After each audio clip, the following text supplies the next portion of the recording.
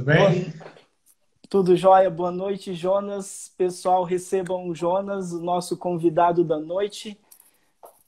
Primeiramente, eu queria agradecer imensamente a atenção que vocês deram para a gente desde o nosso primeiro contato, super receptivos, super organizados em participar da live com a gente.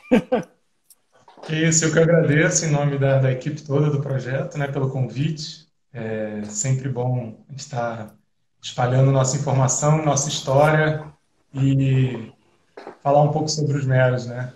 Então, obrigado pelo convite. Com certeza. Pessoal, falando brevemente um resuminho do currículo do Jonas. Ele é formado em biologia pela Universidade de Santa Úrsula, né, Jonas? Ele tem mestrado em zoologia pela Federal do Paraná e doutorado em oceanografia ambiental pela Federal do Espírito Santo.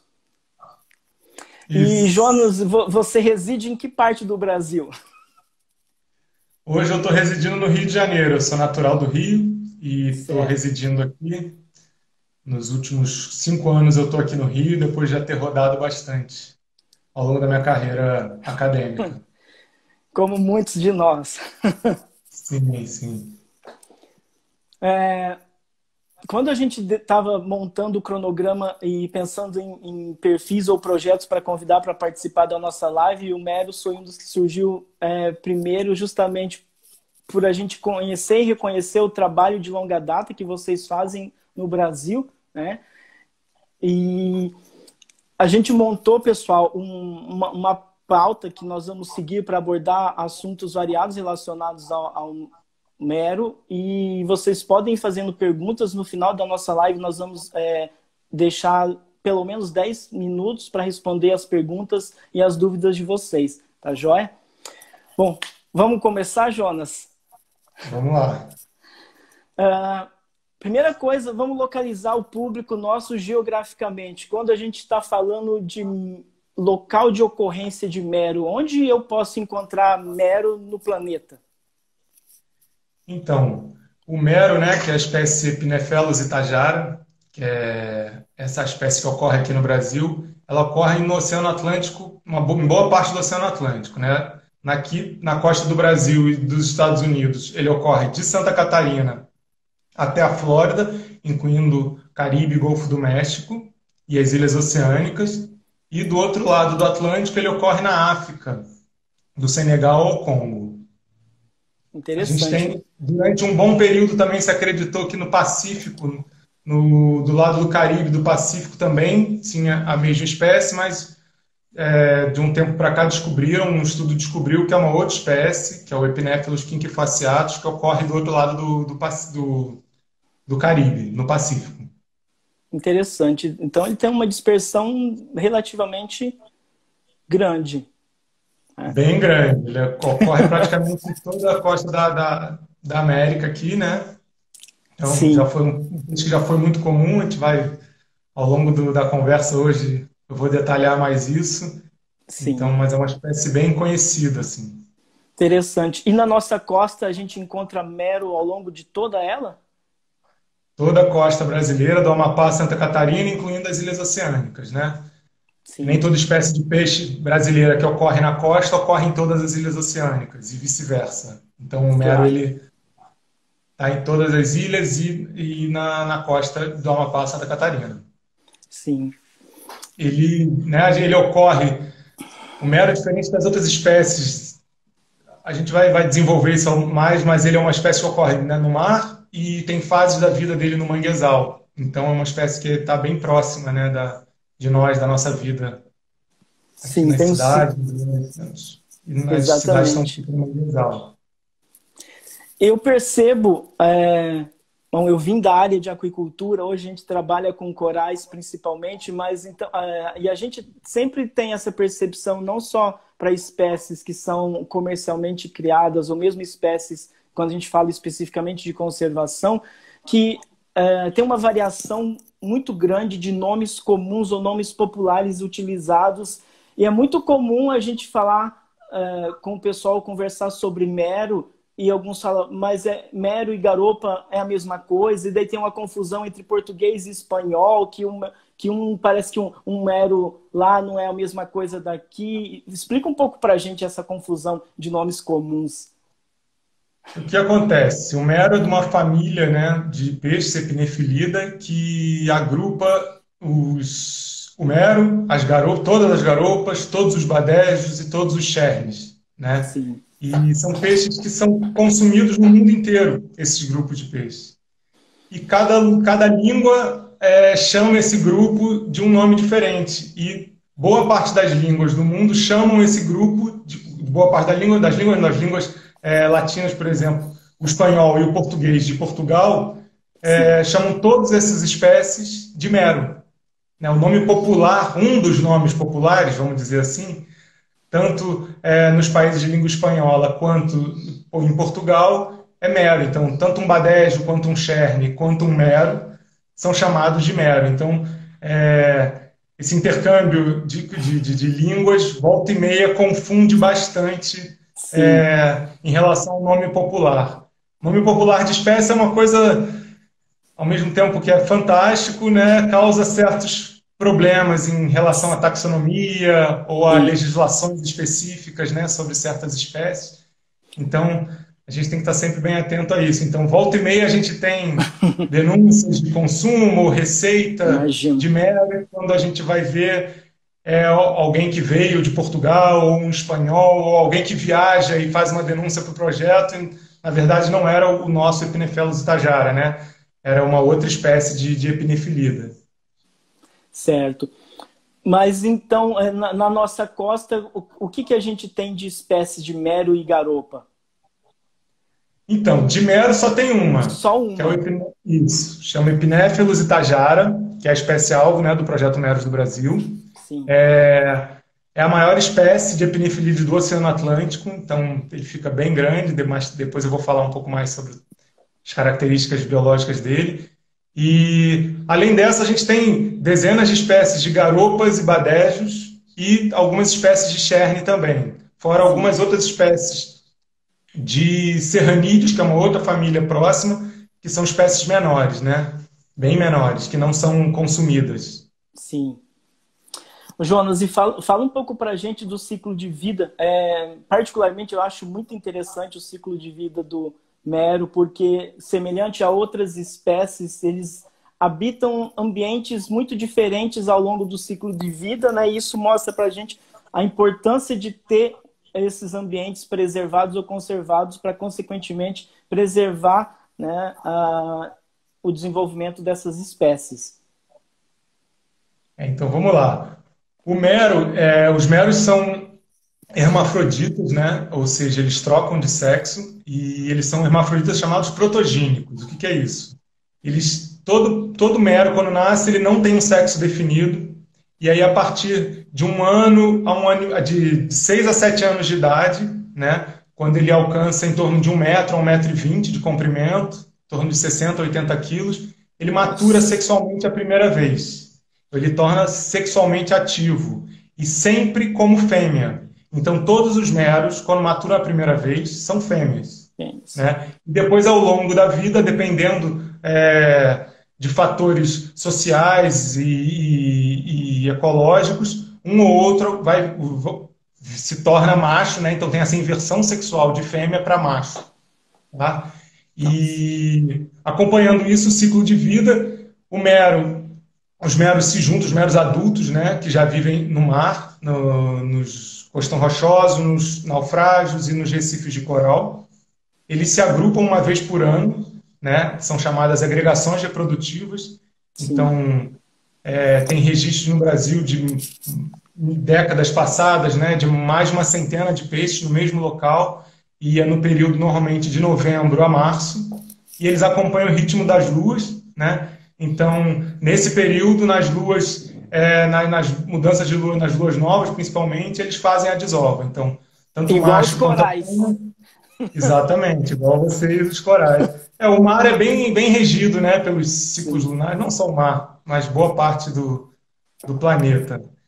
Então, esse cardume enorme, né, que se forma exclusivamente para a reprodução. Então, nas noites de lua, os machos e as fêmeas, esse cardume faz umas subidas, né, umas ascensões para próximo da superfície. Os machos liberam os espermatozoides e as fêmeas os oócitos. E aí essa fecundação é externa, né, na coluna Sim. d'água, e as correntes levam esses ovos que boiam, né, que são planctônicos, até eles eclodirem e virar uma larvinha. Essa larvinha, com as correntes, entram nos estuários, e aí o mero assenta e passa a crescer o juvenilzinho dentro dos mangues, dentro dos manguezais, né? E dentro dos Nossa. manguezais eles ficam em torno de 6 a 7 anos da vida deles. Ainda não são sexualmente ativos, e aí quando eles estão para chegar na puberdade, vamos dizer assim, eles saem dos mangues e vão ocupar os ambientes ou de costão rochoso, de recife de coral ou de naufrágio no mar, né? E aí o Nossa. ciclo continua. Então, dessas espécies de epinifilide que eu citei, meros, garopas, ibadés e chernes, o mero é o único que ocupa, que tem essa fase dentro do manguezal. Todas as outras, essas fases todas, são só no oceano, né? Então, isso é um ponto que torna o mero um pouco mais crítico que as outras por conta da degradação dos hábitats, né? O Com manguezal, certeza. a maioria das pessoas já sabe, os manguezais são um dos ambientes mais ameaçados, né? Dos ecossistemas marinhos, e uma espécie que depende do manguezal para crescer está ameaçada do mesmo jeito que os ambientes de manguezal. Com certeza. E como você falou, se ele fica até 6, 7 anos de vida, então praticamente até atingir toda a maturidade sexual dependente do ambiente de manguezal, né? Qualquer ação antrópica no mangue vai impactar diretamente esses animais.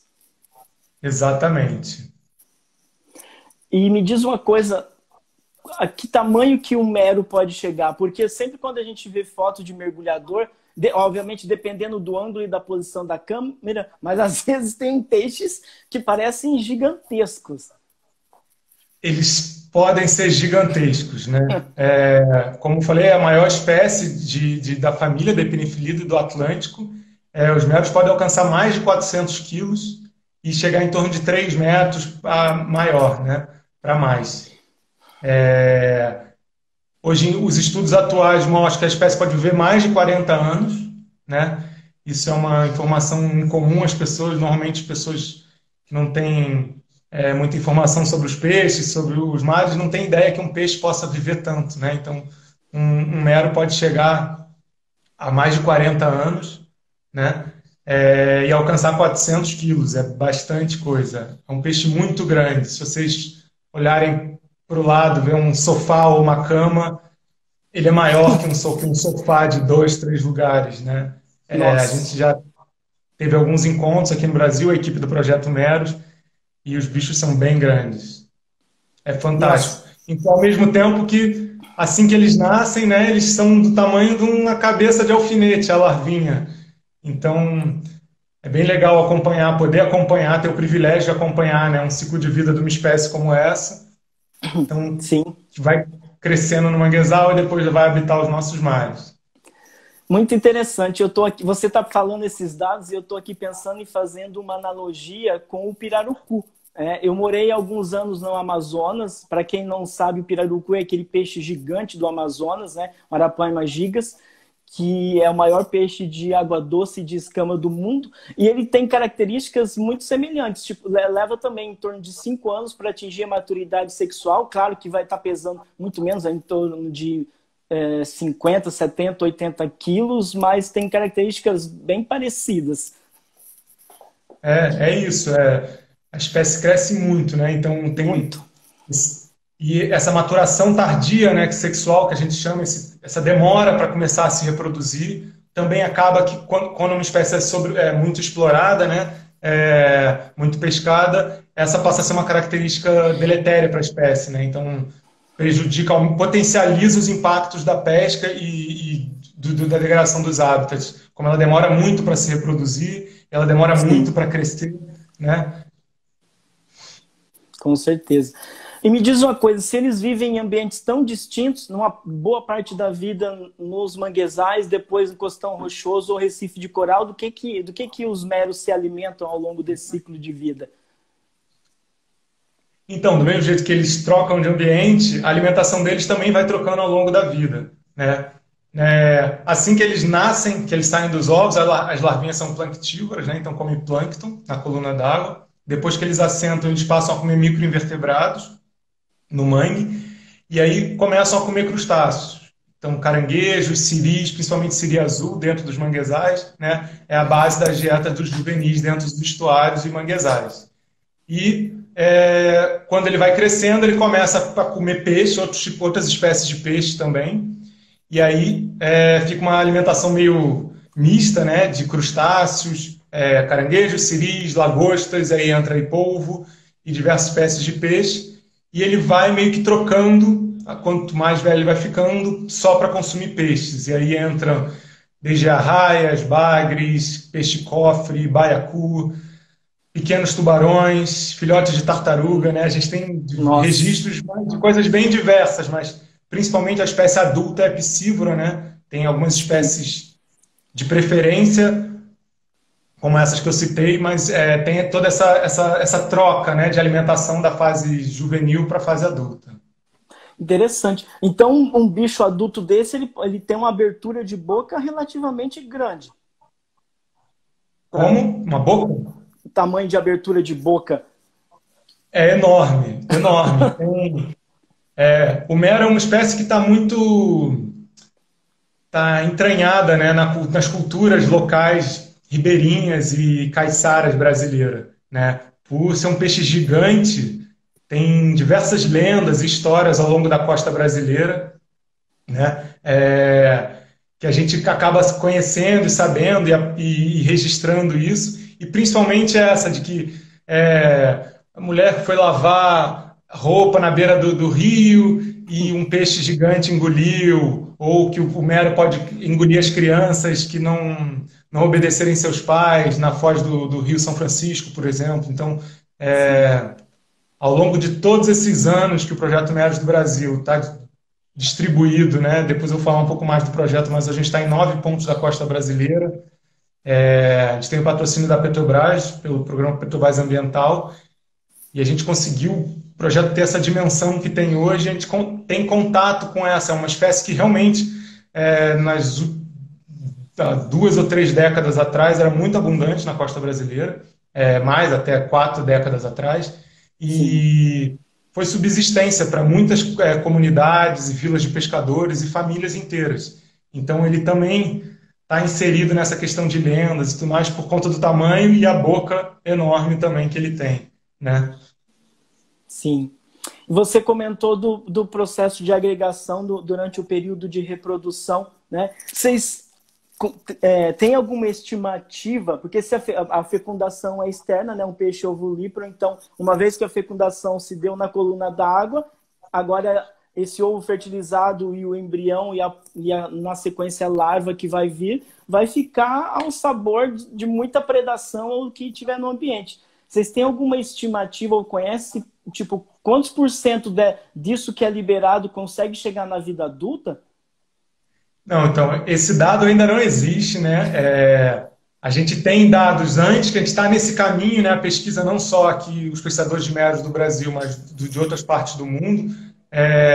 A gente tem, por exemplo, uma gônada, né? Que é uma ova, vamos dizer assim, de uma fêmea de peixe coletada em Santa Catarina, há em torno de 10 anos atrás, e essa ova tinha 22 quilos, tá? De uma fêmea Nossa! adulta, que tinha em torno de 2 metros e 30, se eu não me engano, e tinha 2 quilos de ova. São mais de 2 milhões de oócitos, né? Nessa ova. E diferente dos peixes que cuidam dos seus filhotes, como você falou, os meros liberam os seus ovos e os filhotes ficam na coluna d'água à mercê de todos os fatores que tem no ambiente. Então, Sim, essa porcentagem é bem baixa, a gente já sabe para outras espécies, né, de peixe marinho que tem desova pelágica, a porcentagem de indivíduos comparado com o número de oócitos liberados, por exemplo, é bem pequena. sim, Se a gente vê, por exemplo, uma tartaruga marinha, né, que é uma em cada mil, né, que eu acho que chega à fase adulta, que é um bicho que já sai formado de dentro do ovo, completamente diferente das larvas de peixe, né, que tem um período super frágil até fazer a metamorfose e virar um peixinho. Sim, bem interessante, né? E para algumas espécies que eu andei lendo que se conhece, muitas vezes a taxa de sobrevivência para chegar na vida adulta é inferior a 1% daquilo tudo que foi desovado, né? Sim. E me diz uma coisa, você comentou, né, dessa mudança de sexo que o mero faz ao longo da vida, né? Então, se a gente na natureza encontra um mero muito grande, as chances daquele indivíduo ser um macho é grande? É maior do que ser fêmea? Não que é maior, a probabilidade de fêmeas é sempre, a porcentagem de fêmeas é sempre muito maior. Mas, socialmente, se você tiver um grupo, e provavelmente o maior peixe vai ser um macho, né? Mas a gente tem já registro de machos menores. Essa dinâmica populacional, principalmente relacionada à reprodução, ela varia muito, principalmente no momento que a gente está agora, que é uma espécie que ainda continua sofrendo muita pressão Pressão. de degradação de perda de hábitats e de pesca. Então, a própria espécie vai se ajustando um pouco para conseguir se Se reproduzir, manter. né? A ferramenta de ser hermafrodita já é uma ferramenta que a natureza criou para que as espécies consigam se reproduzir num ambiente como o oceano, né? Com certeza. Imagina, todo ano os meros se juntam no local, imagina chegar lá e não tem o sexo oposto, né? Então não vai ter reprodução naquele ano. Essa também é uma informação que ainda não é muito clara para nós, para os pesquisadores, que é como que se dá essa porcentagem de machos e fêmeas. Tem duas teorias hoje, que é todo ano, quando eles se encontram, né, aqui no Brasil, por exemplo, no verão, já saem de volta, na saída desse encontro, já saem determinados quais fêmeas vão voltar como machos no ano seguinte, né? E Nossa. tem uma outra teoria que diz que a porcentagem de indivíduos juvenis, aonde o mero passa todo o ano dele, onde ele não, né, onde ele passa o resto do ano, é que vai influenciar se ele vai como macho ou como fêmea lá no encontro anual de reprodução, né? Então, esse encontro ocorre ao longo da costa brasileira, ocorria, né, bastante ao longo da costa brasileira inteira. Hoje em dia já são bem escassos os locais reportados de agregação reprodutiva. Nossa. Então, essa flexibilidade, essa plasticidade reprodutiva é fundamental para a espécie, né? Com certeza, com certeza. O mero é considerado uma espécie de peixe recifal, né? Habita os Sim. ambientes recifais. E diversas espécies de peixe e invertebrados também usam dessa ferramenta do hermafroditismo, né, para conseguir tornar inviável a reprodução. Imagina, os peixes-palhaço, por exemplo, do Nemo, é o inverso do mero, né? A primeira Sim. maturação deles sempre são como macho e Machos. depois um cresce mais e vira uma fêmea. Então, imagina dois peixes-palhaços perdidos no meio do oceano e encontram um pedacinho de coral ali. Imagina se fossem dois machos ou duas fêmeas, eles não conseguiriam continuar com a espécie. Então, é Com uma ferramenta bem certeza. importante para os recifes de coral, né? Sim. E falando em Recife de Coral, fala um pouco para a gente do papel ecológico do mero, não só no ambiente recifal, mas também no ambiente de mangue. Então, o mero é um predador, né? Um predador topo de cadeia, que a gente chama, ou seja, ele não tem nenhum predador acima dele no mar. Tem alguns tubarões, mas que não são diretamente, tem o mero como presa. Então, ele é um predador topo de cadeia, a gente chama assim. E a maior função dele é controlar todas as outras populações abaixo dele. E todas as populações significa todos os grupos de seres vivos que vêm abaixo dele na cadeia. Então, os predadores topo de cadeia eles são fundamentais para manter o equilíbrio, né? Nos ambientes que eles ocupam, tanto nos mares, nos costões, né? Nos recifes de coral, quanto nos estuários. Nos estuários, eles são presa, né? Quando eles têm um tamanho pequeno, eles são presa de outros organismos que comem peixes, que predam peixes, e aí eles Sim. vão ocupando esse lugar de predador topo de cadeia quando eles vão ficando maior do que todos os outros peixes do mar, né? Sim. É interessante porque muitas vezes predador topo de cadeia acaba pagando o pato, vamos dizer assim, porque, por exemplo, em relação aos tubarões, criou-se uma visão muito torta ou errada, né, de tubarão como assassino, como predador, comedor de humano, e que levou em muitos lugares do globo a uma caça predatória muito violenta, né? Eu vou trazer um dado interessante aqui para vocês. Tem um trabalho que foi publicado em 2013 para mostrar a importância do papel ecológico dos tubarões em áreas de recife de coral. Os pesquisadores avaliaram por quase 10 anos uma área a 300 quilômetros a noroeste da costa da Austrália, onde a população de tubarões tinha sido predada, dizimada completamente.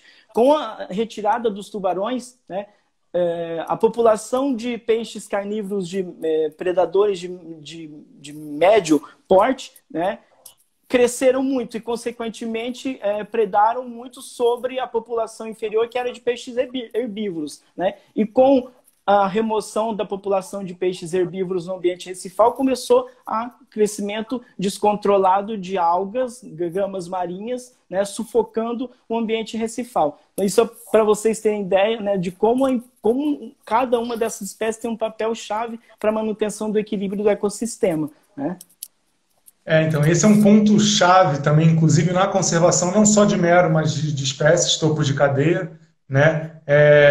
Que muitas vezes, quando se discute sobre as legislações vigentes de proibição de captura ou de planos de manejo, se traz esse tema.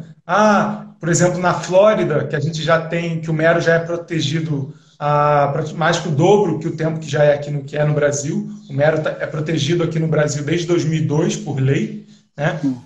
Na Flórida já tem mais que o dobro do que isso. E volta e meia se traz à tona essa discussão para conversar com todos os atores envolvidos, os pescadores, a indústria de pesca, os mergulhadores, se liberam ou não a volta da pesca de mero nos Estados Unidos, né? E um tópico que sempre é levantado, que volta e meia os pescadores que querem que volte a pesca, usam a desculpa de que os meros têm muito mero e eles estão acabando com as lagostas, por exemplo, do lugar, né?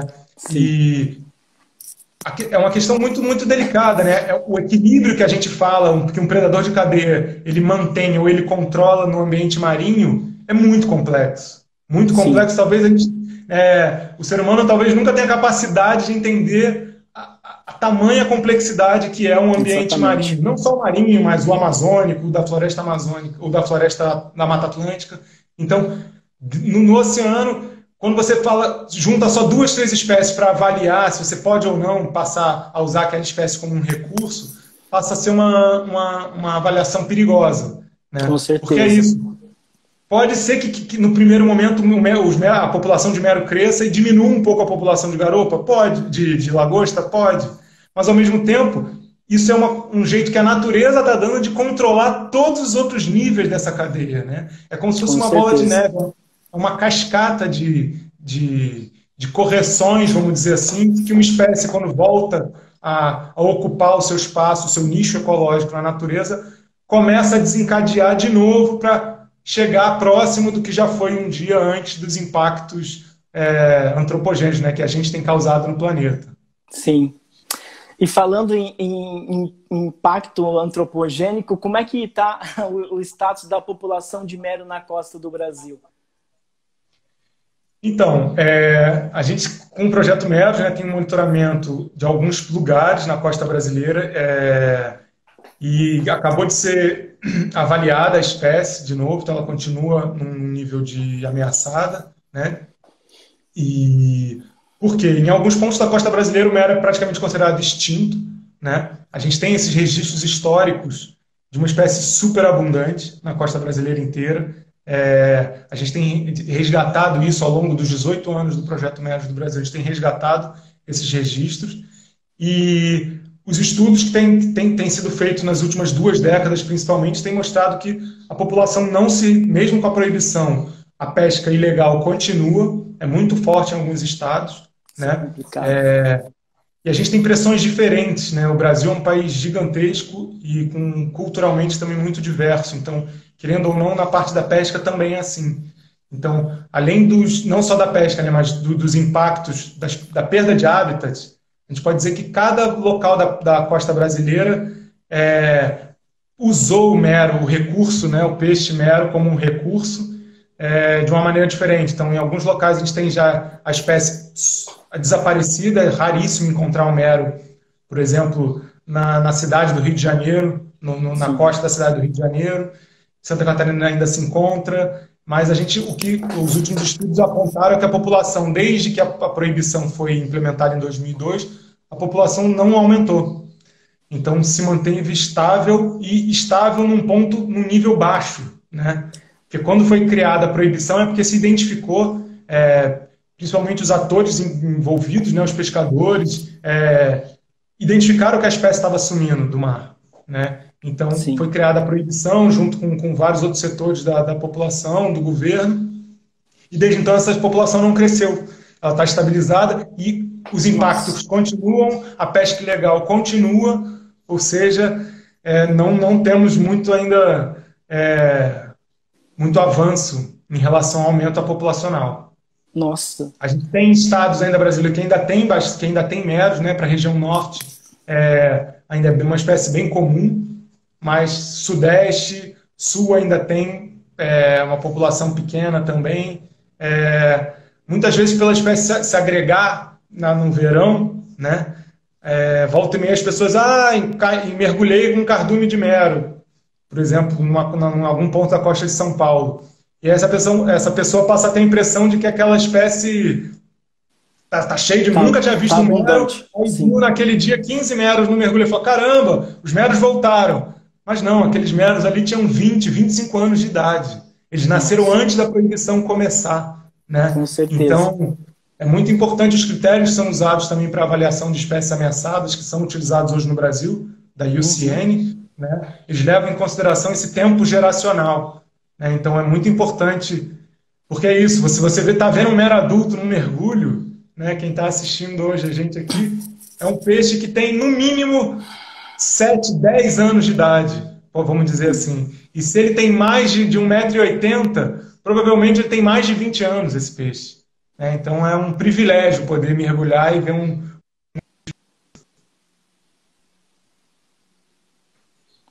Nossa. Deu um cortezinho aqui na conexão, mas voltou. Você está me ouvindo, Jonas? Estou ouvindo perfeitamente. Tá jóia.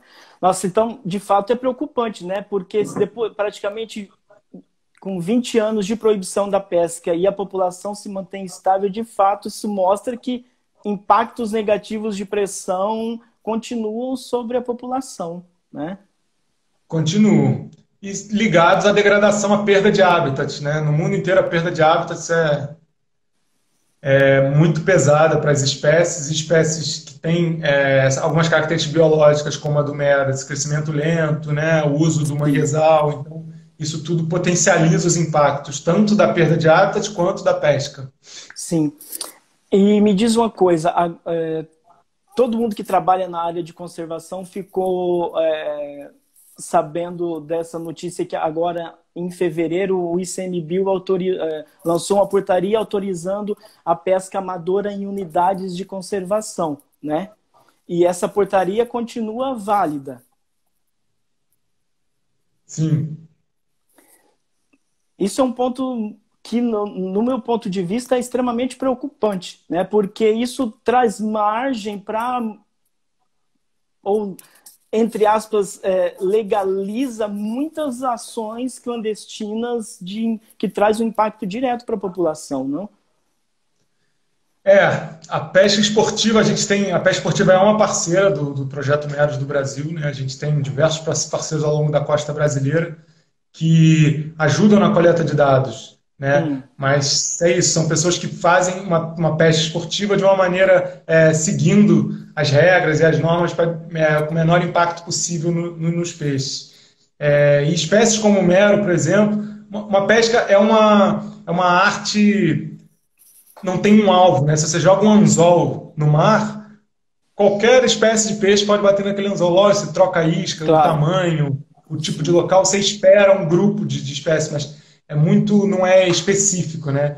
E, por exemplo, se um mero for fisgado a uma certa profundidade, normalmente onde eles habitam, de 20 a 30 metros, e for trazido para a superfície, ele vai ter...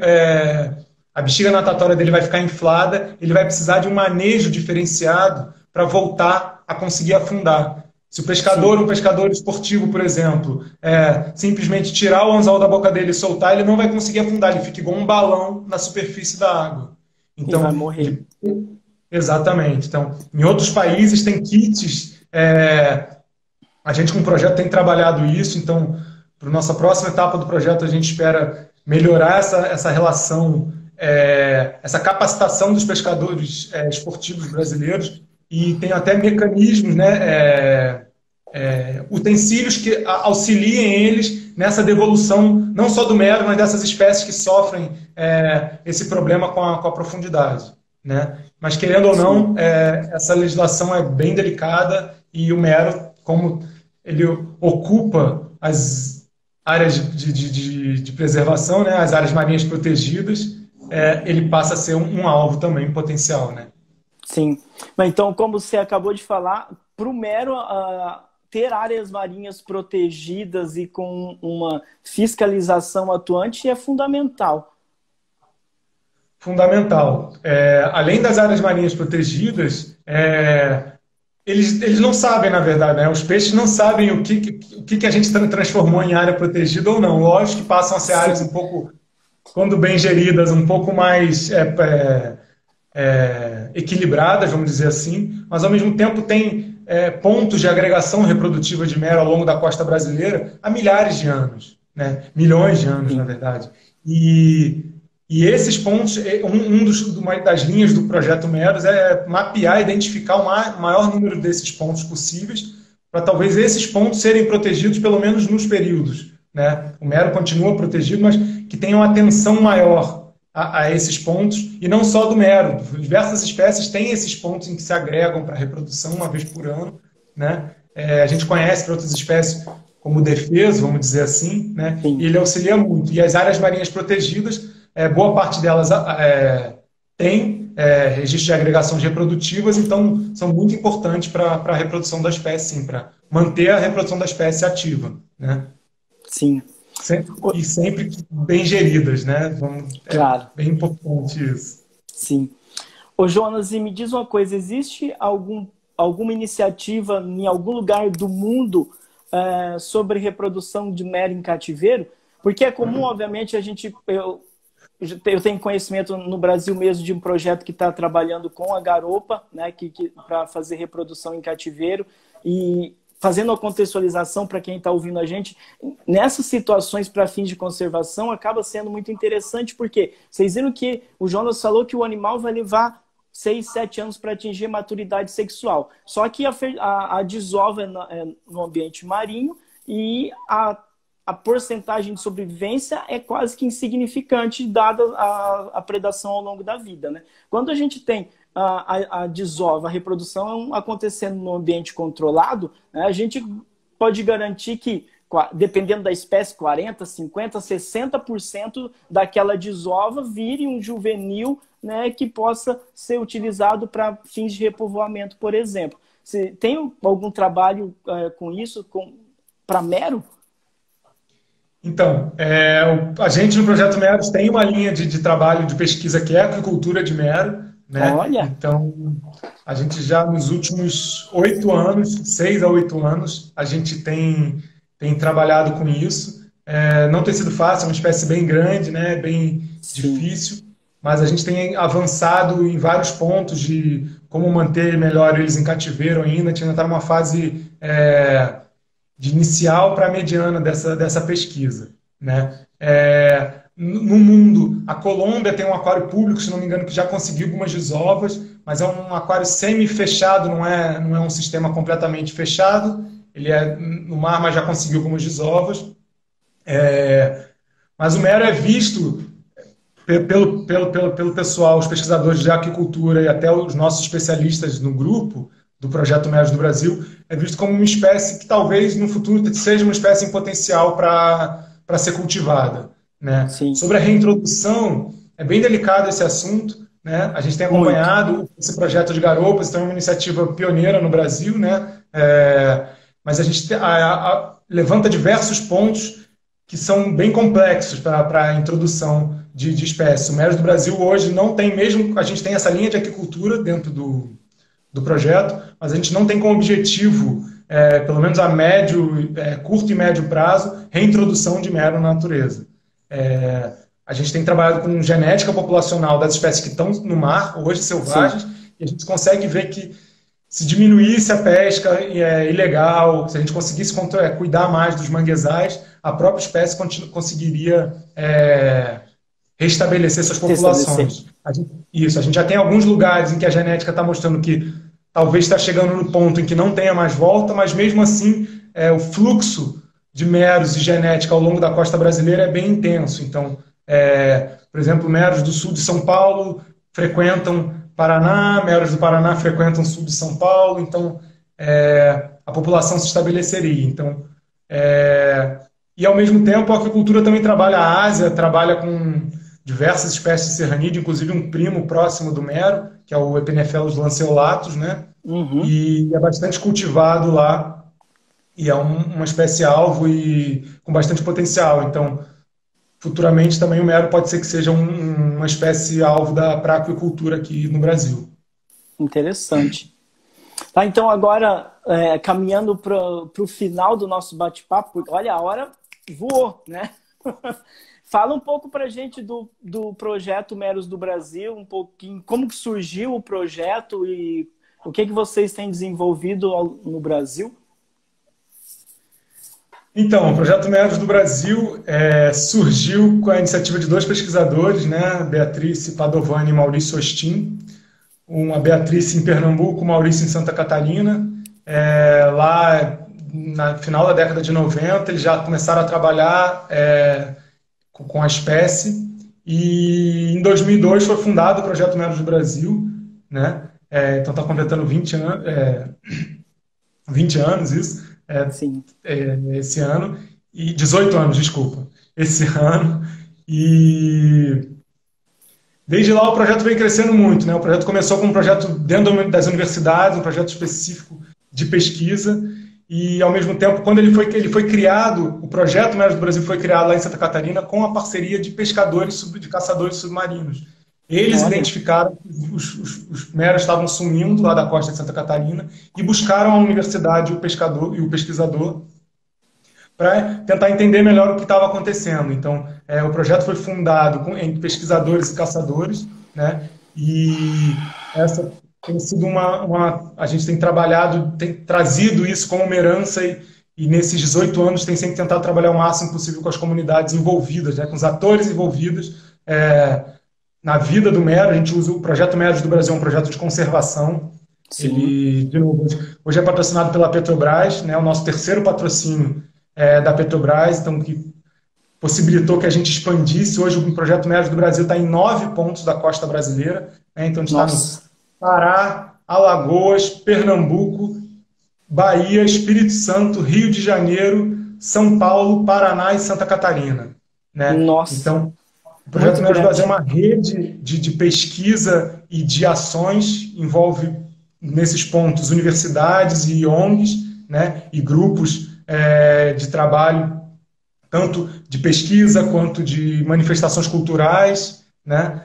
Então, a gente tem ao longo desses anos feito pesquisa em cima da espécie, dos habitats que a espécie ocupa, e trabalhado também com as populações locais de pessoas, né, que têm a vida envolvida com esses ambientes costeiros, marinhos e costeiros, e com a Sim. espécie, com a espécie alvo mero ou com alguma espécie relacionada também. Então, é um projeto de conservação que usa o mero, né, como uma espécie bandeira para a conservação Sim. dos oceanos e ambientes marinhos costeiros brasileiros. Excelente, invejável o trabalho de vocês. E me diz uma coisa, por curiosidade, qual é o tamanho da equipe de vocês, considerando todos esses pontos focais? Então, a nossa equipe hoje é em torno de 50 pessoas, né, diretas do projeto. Nossa, E lógico que cada evento, cada ação que a gente faz em cada uma delas, esse número vai se ramificando, né? Sim, Tanto em laboratórios de universidades em que a gente está e que tem os nossos coordenadores, né, que a gente chama de pontos focais, que são esses pontos, as universidades que a gente que são pontos focais do projeto. Então, desde todos os estagiários e alunos que entram nesse laboratório e passam a trabalhar com Mero ou alguma pesquisa relacionada, a todos os sim. outros que auxiliam a gente nas atividades, tanto de educação e comunicação ambiental, quanto de capacitação de jovens, como a gente tem lá na Bahia, manifestações culturais, a gente tem com um grupo muito importante nosso lá na Bahia também.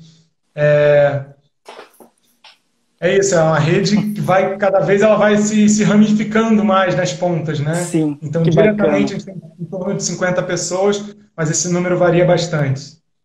Muito bom. Tá, o Jonas, a gente está entrando nos 9 minutos finais. Eu vou começar a. Vamos discutir as perguntas. A Carol da minha equipe já me mandou aqui para o meu WhatsApp as perguntas que foram surgindo, então a gente dedica esse tempinho para respondê-las, tá joia? Ok. Pergunta da Sandra Vieira: tem registro de mero no Atol das Rocas? Se eu não me engano,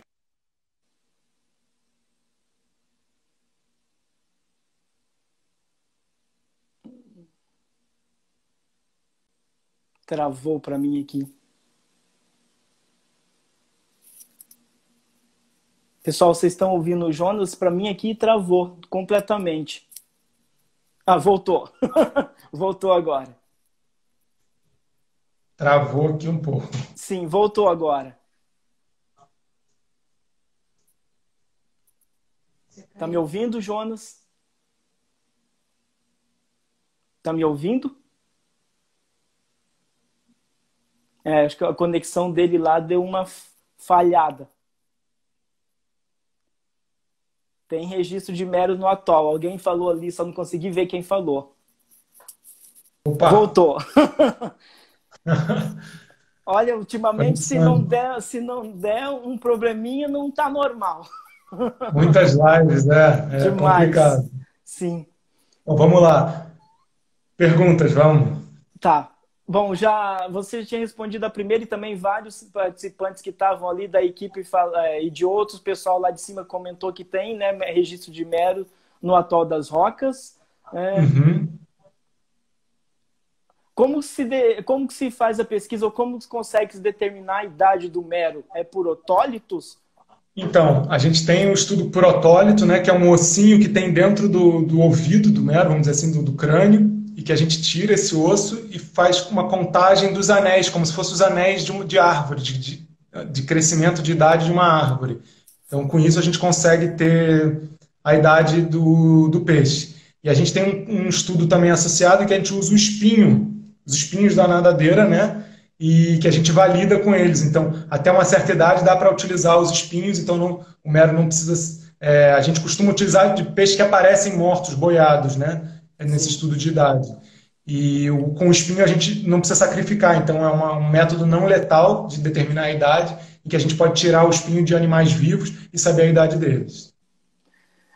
Interessante. Com relação ao hermafroditismo, o macho pode voltar a ser fêmea?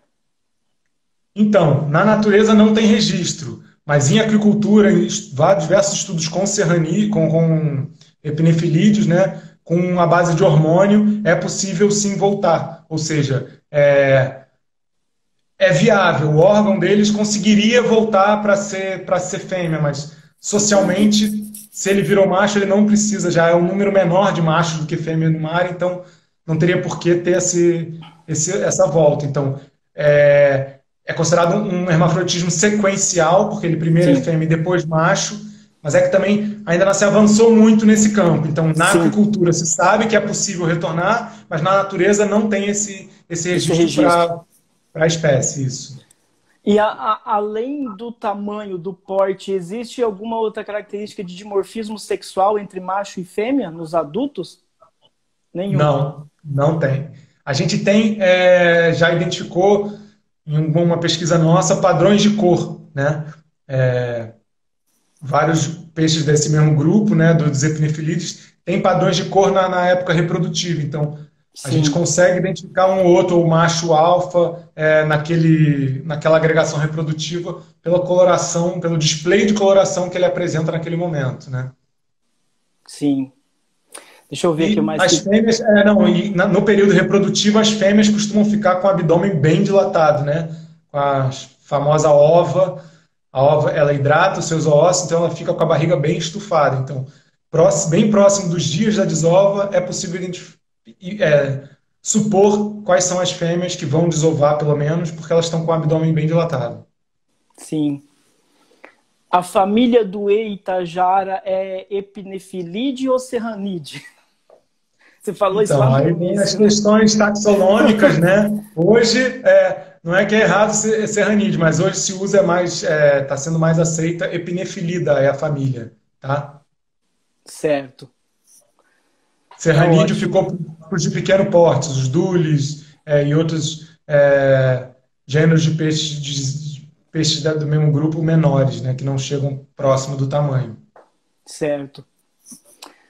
Bom, eram essas as perguntas. Algumas. Tem várias perguntas aqui, pessoal, que são conteúdo e informação que a gente falou logo no início da live, tá? A live vai ficar disponível por 24 horas nos stories, então quem entrou depois tem tempo de assistir novamente, tá? A gente está caminhando para o nosso último 1 minuto e meio. Então, Jonas, eu deixo aberto para se você quer fazer agradecimento aos patrocinadores, colaboradores, fique à vontade. Sem dúvida, queria primeiro agradecer a equipe toda do Projeto Meros, né? Eu vi que tem vários aqui hoje presentes, então vocês que fazem esse projeto, né? Agradecer também a Petrobras, sem o patrocínio do Petrobras socioambiental, terceira vez que a gente tem esse patrocínio, o Projeto Meros não teria a dimensão que tem hoje, né? É fundamental. E, ao mesmo tempo, dizer que todo mundo que quiser ajudar também o Projeto Meros, a gente tem uma linha de pesquisa participativa, então mergulhadores, pescadores que têm contato com mero ou não. A gente está com a campanha 10 minutos pelos meros, podem entrar no Instagram, no Facebook do projeto e contribuir para uma pesquisa, uma ciência participativa, né, uma ciência cidadã, que chama, em que a gente usa os dados de pessoas comuns como dados científicos, e é bem importante. Então, lá nos nossos sites e nossas redes, acompanhe a gente, tem diversas maneiras de pessoas comuns que tenham ou não contato com o mar possam ajudar o projeto e a conservação dos ambientes marinhos. Ótimo. A gente está entrando nos últimos 50 segundos, então, Jonas, em nome de toda a equipe do Reef Bank, a gente gostaria de agradecer muito a atenção que vocês deram para a gente desde o início, a sua participação. Espero que muitos outros encontros desses possam acontecer, não só virtual, mas em breve pessoalmente, nos eventos e tudo mais que os projetos em geral desenvolvem ao longo do país, tá, Jó? Então, muito obrigado, tá, pela participação de vocês. Obrigado você. Mais do que nunca, né, está vendo a importância que a ciência tem para o planeta, né? E os ambientes Exatamente. marinhos são fundamentais, o equilíbrio dos ambientes marinhos, então é sempre bom de poder estar trabalhando e divulgando e fortalecendo.